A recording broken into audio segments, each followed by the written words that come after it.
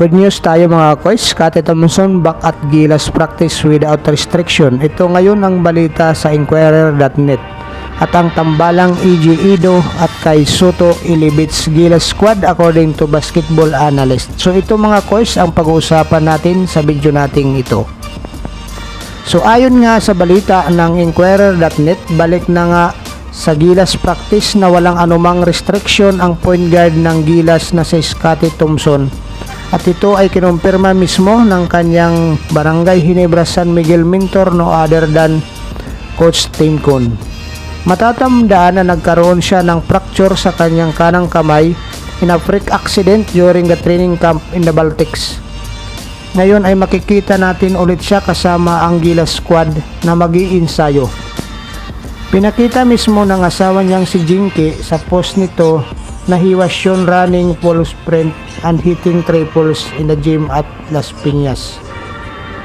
Sakto at timing lang ang pagbabalik ni Scottie Thompson, the reigning PBA Most Valuable Player, para magkaroon ng reintegration of Jordan Clarkson and Kai Sotto.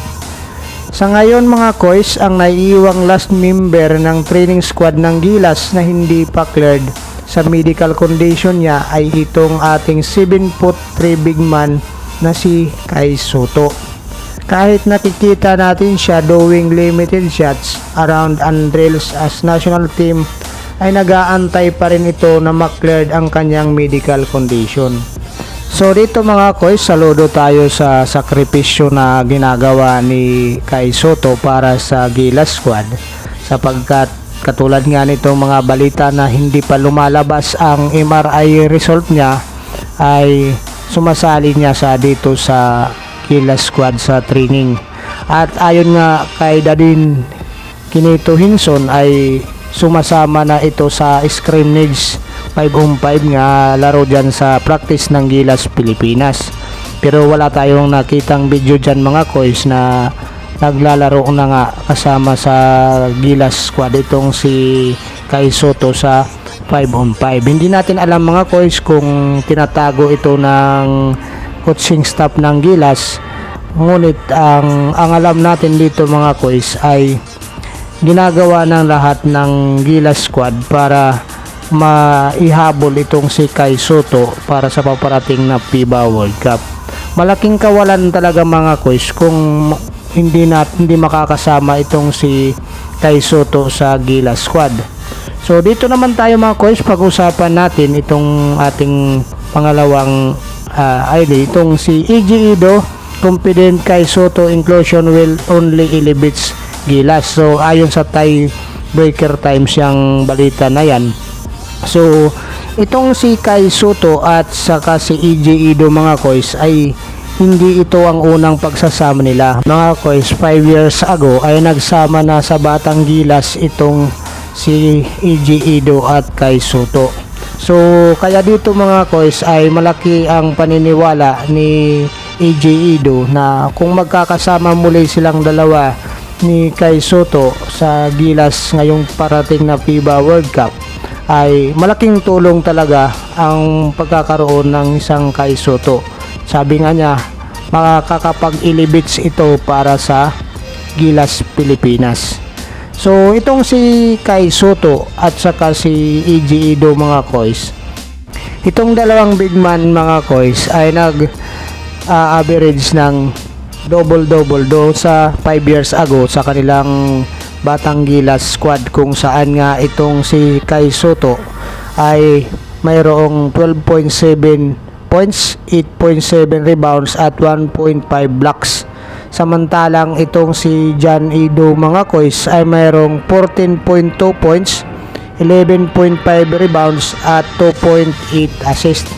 So malaking tulong ito mga kois para sa ating Gilas Pilipinas, lalong-lalo na makakaharap natin pa sa preliminary round ang Dominican Republic na mayroong Karl Anthony Towns at may mga kasama pang ibang NBA player na nagpapahiwatig na kasama dyan sa squad nila.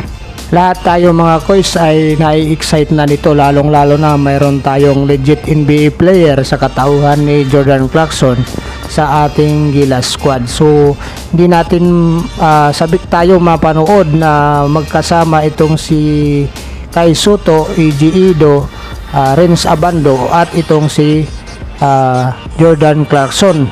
So ano sa tingin nyo mga kois, magkakaroon kaya tayo ng panalo dito sa magiging kalaban natin na Dominican Republic at saka itong Angola, maging itong world number 10 na Italy?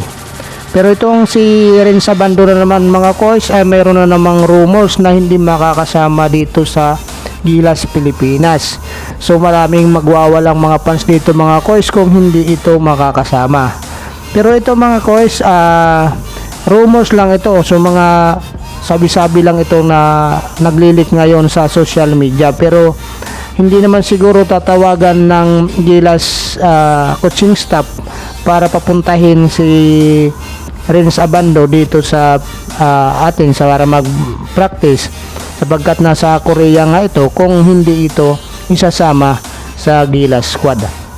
So ngayon mga kois, pag-usapan naman natin ang magiging tune-up games pa ng ating Gilas squad. Sa August 16 ang Ivory Coast, at saka sa before August 20 mayroon pa silang Mexico at saka Montenegro, kung saan dito nga sa friendly games na to mga kois, medyo mga bigatin na itong makakalaban nila, kasi kasama na ito sa doon sa FIBA World Cup mga kois. So baka sabihin natin na hindi na tsamba ang ating panalo sa mga nakaraang games natin. So maraming salamat mga kois sa inyong panonood. Kung mayroon kayong mga komento, suggestion, iwan nyo lang dyan sa baba. God bless you all. Bye bye.